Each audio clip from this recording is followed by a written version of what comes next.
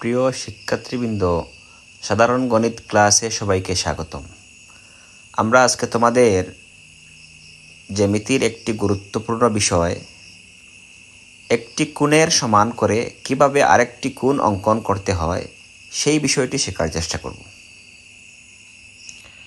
আমরা প্রথমে যে কোনো পরিমাপের একটি কোণ অঙ্কন করে নেব।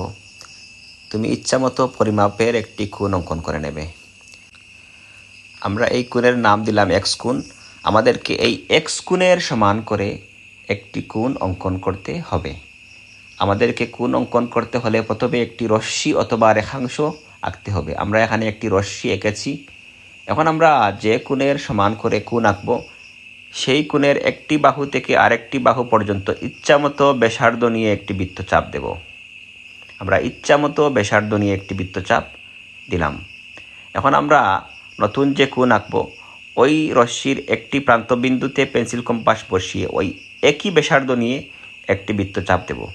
এখন আমরা এই বৃত্তচাপের ব্যাসার্ধ কতটুকু সেটা পরিমাপ করে নেব এবং পরিমাপ করে নিয়ে আমরা নতুন কোণে যে ব্যাসার্ধ অঙ্কন করেছি সেটা কাটব। এই দুটি বৃত্তচাপ পরস্পরকে যে বিন্দুতে ছেদ করেছে, আমরা সেই বিন্দু দিয়ে একটি রেখাংশ অথবা রশ্মি অঙ্কন করব। তাহলে আমাদের নতুন একটি কোণ অঙ্কন হয়ে গেছে। আমরা এর নাম দিলাম ওয়াই কোণ। এটি হচ্ছে এক্স কোণের সমান একটি কোণ। এটি তোমাদের জ্যামিতিতে খুবই গুরুত্বপূর্ণ বেসিক একটি বিষয়। তোমরা যখন সম্পাদ্যের আনসার করবে, তখন তোমাদেরকে চতুর্ভুজ অথবা ত্রিভুজ অঙ্কনের ক্ষেত্রে বেশিরভাগ ক্ষেত্রে একটি কোণের সমান করে আরেকটি কোণ অঙ্কন করতে হবে।